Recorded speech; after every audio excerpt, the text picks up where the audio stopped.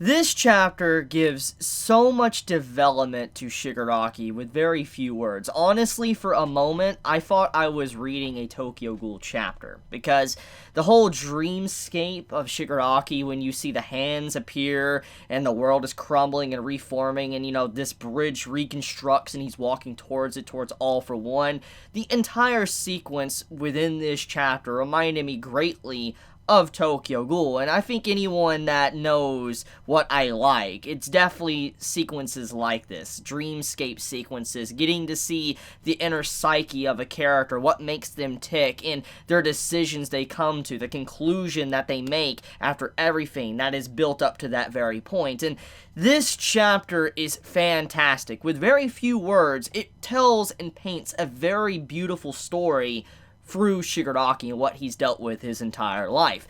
Now, honestly, to begin, I guess I want to talk about this major important sequence, which is seeing Shigaraki's entire family pretty much holding him back. You see everybody's hands wrapped around him. You see his mother around his throat. You see his sister holding his hand or near the lower part of his arm. You see his grandparents also holding his arm. And then you see his father with his, hand on Shigaraki's face trying to push him back, like, do not do this. Do not go towards the darkness. And then you see Nana that appears in the final section that kind of looks like she's not necessarily holding him back, but she's like saying, do not do this, or just don't forget about what your origin was. Don't forget about, you wanting to be a hero. It's a very symbolic panel. Honestly, there's so many wonderful panels throughout this chapter of My Hero Academia. I really cannot say what is my favorite, but if there is one panel that I think harbors so much emotion, it is definitely the panel of seeing Shigaraki's entire family holding on to him, and then they just disintegrate into nothingness, and he says,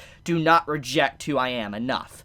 Now, this entire page, the reason why I wanted to talk about this first is because I went back to reread the My Villain Academia arc, or mainly the section that dived into Shigaraki's past when he came to full liberation, when he was finally free of his past, when his quirk's limitation was finally removed, and we found out a little bit more about him and, his history with All for One. And I'll get into all that in just a second as a refresher, but also the reason why it's very important to this chapter. But the point is when I was rereading the flashback, I kept wanting to know exactly what these individual pages mean. What is the significance, the correlation of why, let's say, don't reject who I am, or the crumbling of his family, to also the section to where his father appears out of All for One himself and kind of shoves him back, and then you see, Nana pop up and looks like she's not necessarily pushing him forward, but not holding him back either. There is a lot of things there that is very interesting, and so to kind of explain this, it's very apparent what the family is doing. The family was there holding Shigaraki back with the emotions of grieving, hatred,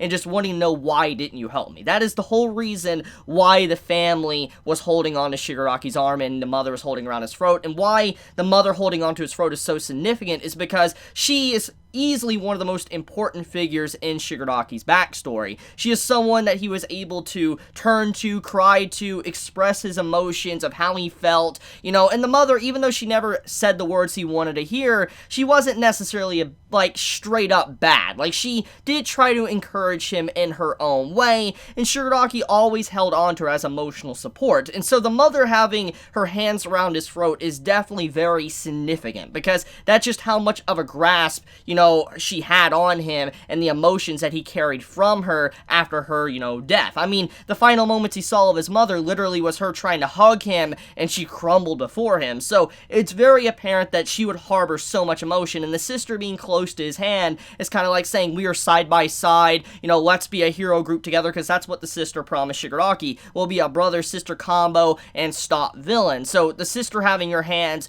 on his hand is also very significant, because she was supposed to be side by side him, and, the grandparents holding his arm is kind of like, we're just holding you back because we're going alongside of the family, because we live here, and this is your father's house. And the father's hand kind of putting his hand on Shigaraki is definitely very significant for a major reason, and that's the fact that he was the one person that kind of was the main key to why Shigaraki became what he is today. If it wasn't for his father constantly fighting back against Shigaraki's urge to be a hero, play as a hero, and just wanting to, be told that it's okay to be a hero, it's okay to, be a child and want to be like All Might, etc., but his father never wanted to do that. And I'm not going to get into rehashing why the father did it, because, his mother abandoned him, etc., but the point is that the father held Shigaraki back. Shigaraki, as a child, could not understand these feelings and where his father was coming from, because he was a child. At the end of the day, he was a child, and he just wanted something very simple. He wanted his family to believe in him. He wanted his family to support him. He wanted his family to tell him,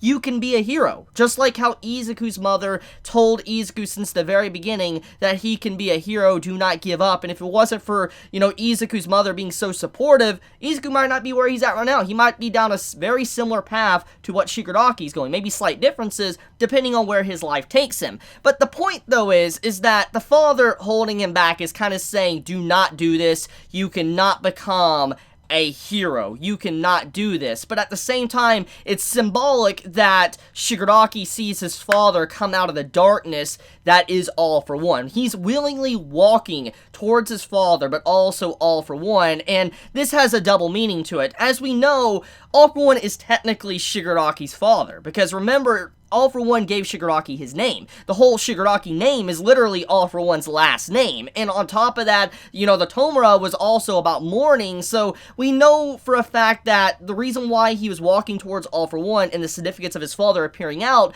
was because they were technically both fathers in his life, and he was walking towards them because they're very significant to his decisions. But the father appearing out of the darkness is also kind of how he viewed his father as well. He was very important to him in terms of where he's at now, but he's also this, darkness as well. That's a very dark part in his life, and so he was holding him back from being what he really wanted. Now, when it comes to Nana, this one holds a lot of significance. Nana was the part of the story when it comes to the flashback for Shigaraki. Nana was the grandmother that was a hero. We know about Nana being the successor of One For All and how she fought All For One, etc. We know this entire story. We know how All Might feels about Nana, etc. And we know that the father, that is of Shigaraki, not, All For One, but the original, the main father, the biological one, he did not like his mother because his mother abandoned him. And because of that very reason, he rejected the whole mentality of being a hero. So that's why Shigaraki never got it in the first place. But when he saw that image of his grandmother being a hero, it gave him hope. And it pretty much signified that he did want to be a hero no matter what. He had a very similar dream as how Izuku, Todoroki, Bakugo, and countless other characters throughout this series have. And it's interesting to see how someone as corrupt or broken as Shigaraki really wanted to be a hero. And at the conclusion of that flashback, when he finally got rid of his father and all that, and he realized what he has done with his quirk, the tragedy of it, etc., he wanted the world to help him. The world did not help him. The world did not reach out a hand, which is a very important detail too when it comes to the whole dreamscape, but I'll talk more about that in a second.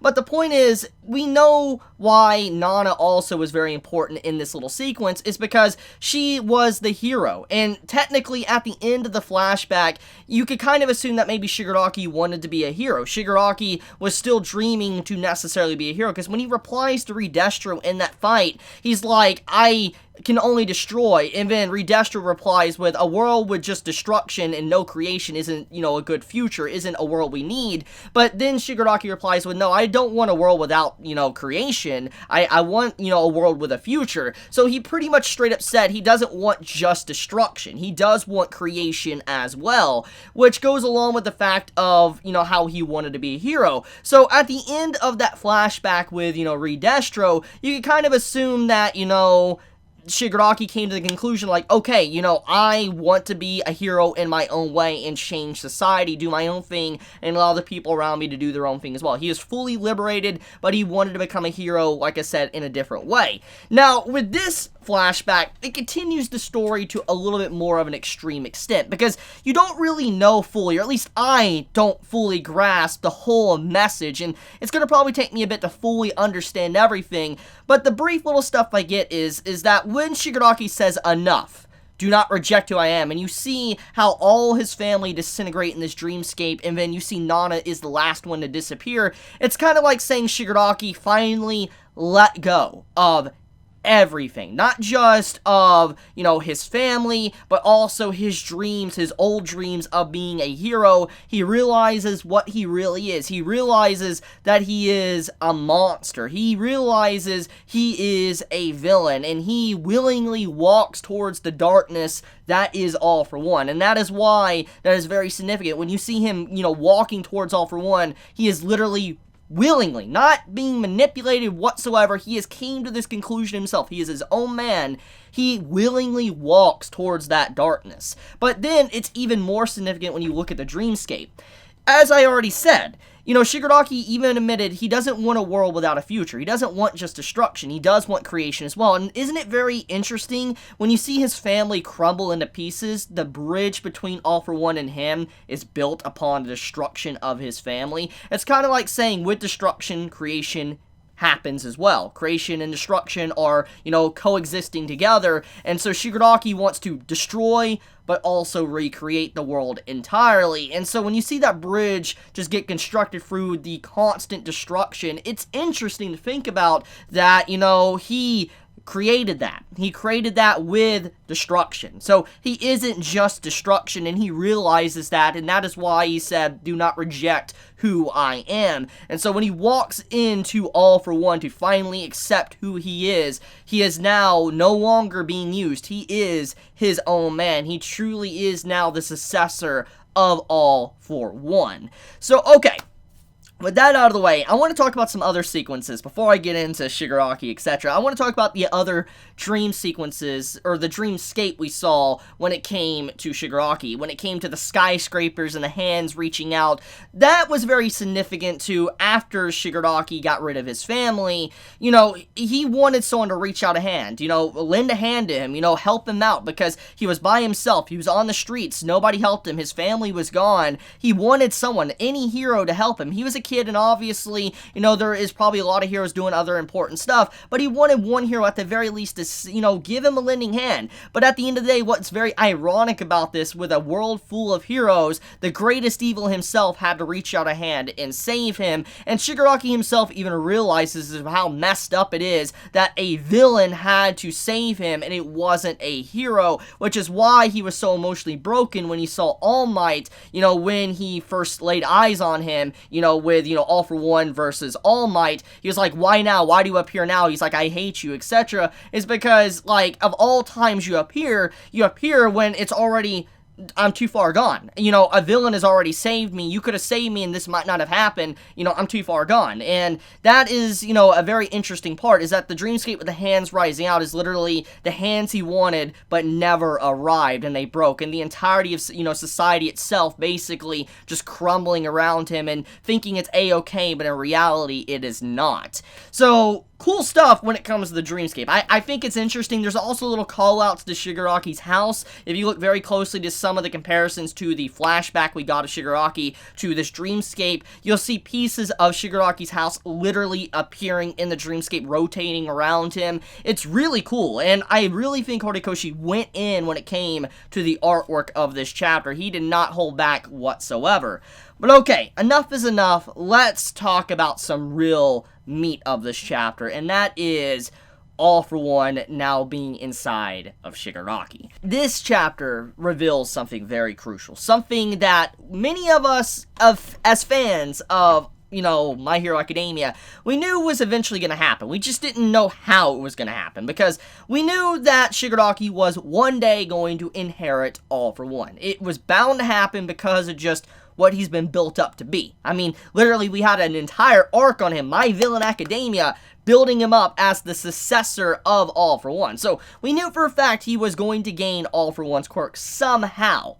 The question is, would it be because All For One completely manipulates Shigaraki and just, you know, takes over Shigaraki's mind and he becomes his own man? Is, you know, Shigaraki a puppet to All For One? You know, there's a lot of things you could gain, but this chapter pretty much lets us know Shigaraki is his own man. He is not being manipulated, and he truly is a successor to All for One. He is a legitimate successor. He is not a puppet by any means. Maybe at first that is what All for One was thinking, but now that is definitely not the case. It's very clear now that All for One does deeply care about Shigaraki. I mean, it's very obvious now because he legitimately gave up his quirk to Shigaraki. He kept a duplicate of his quirk, but gave his original quirk to Shigaraki, which says enough about the relationship between the two characters. There's not much more that needs to be said than that, because a man as egotistical and corrupt and manipulative as All for One giving his quirk up says enough about how he truly wants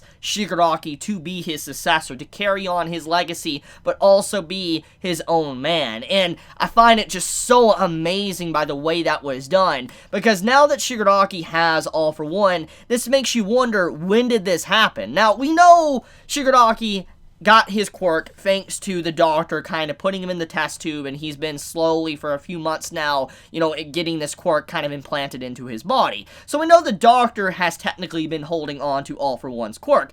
But the thing is about this is that how long has the doctor been holding on to that quirk?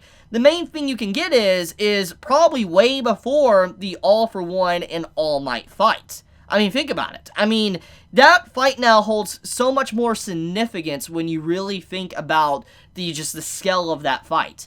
It wasn't just All Might fighting on fumes. It wasn't All Might literally fighting on something that was about to run out. All for One is fighting on a bootleg quirk that wasn't even his original, that probably did not have near the extent of what his original did, but he fought All Might. So you had two pillars literally fighting each other that literally were way beyond their prime and not even near their strength. It didn't even really hold the embers of what they once had of All for One and One for All. That's kind of scary to think about. So All for One was literally fighting All Might with not even his original power.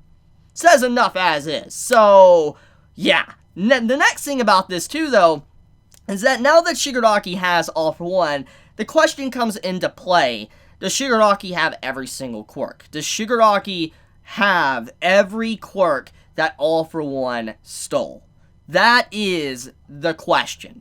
And that is something I am very curious about. Now, I'm going to talk about this a little bit more in just a second. But the reason why I'm curious about it is because if he is a blank slate completely, then he's going to have to go out of his way to steal quirks. But if he has a lot of quirks, I can't imagine how hard it's going to be to learn said quirks, just because of, we've seen how hard it is to just master one quirk. Imagine mastering hundreds upon hundreds of different quirks at once. I mean, Shigaraki is literally just like a nuclear weapon at this point, in terms of just what he's probably capable of, which also explains why All for One never used anything crazy in his fight against All Might, because he was using a bootleg version.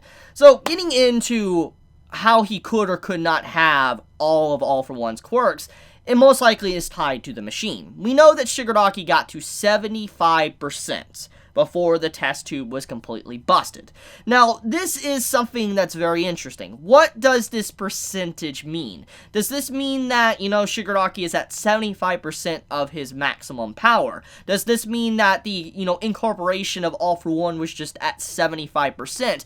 Or does this necessarily mean that Shigaraki was just downloading all of the other quirks that All for One stole into his body? See, now that is the interesting part to factor in. What if the reason why it was taking so long, so many months for Shigaraki to adapt to this quirk was not just because of All for One, but because there was so many quirks being pressed into Shigaraki, and because of that, the 75% was just saying it's 75% of the quirks that All for One stole that was just shoved into him. So if that is the case, that's scary to think about. So he may have lost 25% of the quirks that maybe All for One gained, but 75% of probably everything that All for One gained is still insane to think about. So yeah. We'll see where that actual percentage goes, but regardless, the New Dark Lord, the symbol of fear, the symbol of freedom, whatever title you want to throw to Shigaraki at this point, he is reawoken. He's coming. And even Izuku himself senses it, which that is the next part to talk about. Perfect segue. So Izuku senses that Shigaraki is awoken. that he has truly gained the ability of All for One. And he even says he's coming. It's a very ominous section of the chapter, because that pretty much lets us know things are about to get really bad. A lot of people are about to die. But another thing, it kind of shows that there definitely is a connection, a spiritual link between All for One and One for All. We already knew about the successors, the whole avatar-like state of One for All. And we kind of saw a glimpse that All for One was able to sense that Izuku was talking to All for One's brother. Now, this chapter makes it very clear that the link, the sense, goes both ways. That each successor, All for One and One for All, can definitely sense each other in their own way, and it makes sense since they're so linked, and how the creation of One for All is thanks to All for One. So when you look at all of these little details, it's interesting that there is this spiritual link, and maybe All for One actually is very similar in that case, like how the actual quirk works. Maybe, what Shigaraki was actually seeing was a vestige, a little piece of All for One's spirit, his soul inside of the quirk singularity that we've heard so much about. That is probably the case of what is going on, and so what Shigaraki was talking to is very similar to what Izuku experienced when he was talking to the previous successors. So that's cool to think about, and I do wonder how that spiritual link is going to play into each other. So, okay, what else to talk about? I guess, let's talk about the whole deaths. Who is going to die? We know a lot of people are going to die, and we already can write off Exless, or, Xi, whatever. At this point, he's just literally soulless, okay? It doesn't matter. He is a dead man. Okay, he is literally right next to Shigaraki, being reborn as All for One. Like, he's done. Like, if he doesn't die, I will literally sing the My Hero Academia opening song. I legitimately sing the opening song of My Hero Academia if the man isn't dead, when Shigaraki fully awakes and when this all kind of happens. Like, I would be shocked. But another thing, though, is, as I've already talked about, Mike is probably dead. And this chapter definitely gives more details that he's probably dead, even more now. Because when he is holding the good doctor, he literally says he's disgusted. He finds out that the doctor actually killed Shirakumo for the sheer fact of he wanted to get Aizawa. Like, he wanted to get Aizawa's quirk Eraser. He didn't actually want to get, Shirakumo. He wanted Aizawa, which that's really messed up. So imagine being Mike in that moment, hearing from this demented man saying, Kurogiri, yeah, he was your friend and all that. Yeah, I didn't really want to kill your friend. I actually wanted Aizawa instead. I wanted his quirk, and, I wanted to give it to, All for One, which pretty much lets us know that with this little build-up, most likely two things are going to happen. Mike is going to die to protect Aizawa from having his quirk stolen, or Mike is going to die and Aizawa is going to have his quirk stolen and potentially die as well. Whatever the case, I do think that Mike is dead. He's 100% dead. Like, there's just no way with the flashback and all that in this chapter, his significance, he's not a dead man. But on top of that, something's going to happen to Aizawa. Aizawa's going to lose his quirk, or he's going to die. Whatever happens, it's definitely going to be a major moment for his character, because Aizawa has always been a broken character. He has the ability to literally deactivate someone's quirk, and him being around is definitely a major weakness to Shigaraki, so I feel like building up the difficulty of taking down Shigaraki, Aizawa going down definitely needs to be a thing. Now, do I want to see Aizawa die? Definitely not. But for storytelling purposes and to build up the threat of Shigaraki, Aizawa's probably going to die, or at least have his quirk stolen. But that's just my opinion, because, before Aizawa even came to this operation, he legitimately told All Might to watch over Eri while he's in this operation, so technically All Might is watching over Eri, so yeah, technically, even if Aizawa dies, Eri will have All Might. So think about it, it's kind of messed up to think about. So, okay, yeah, this chapter is quite something. Like, it's something. Like, the whole Rebirth scene as well. Like, literally the man, the reason why he is coming back to life as well is thanks to the liquid of his test tube and the electrical wires that were broken thanks to Mike. Literally, the heroes birthed the greatest evil. And it's kind of symbolic in a way when you think about it, because technically, All for One birthed the greatest hero, which is One for All, or one of the best quirks, created the greatest hero of all time, which was All Might. And it's interesting that the heroes are now creating the evilest villain, because the resurrection through the electrical current through the liquid, which is what Mike caused. It's kind of going through that callback of, you know, both sides can't exist without each other, and, you know, when there's great darkness, there's great light. When there's great light, there's great darkness, and that's kind of what's happening here, is that Shigaraki has now technically been reborn thanks to the efforts of the heroes and trying to stop this villain from being revived. But okay, I'm going to leave it at that, though. Let me know your thoughts in the comments below, how you felt about this chapter. It's quite a heavy one. I really, really love this chapter of My Hero Academia. I love you guys. You have a wonderful day or night wherever you live. If you enjoy my content, you know, please subscribe. If you like this video, please leave a like. And with that, Chibi out.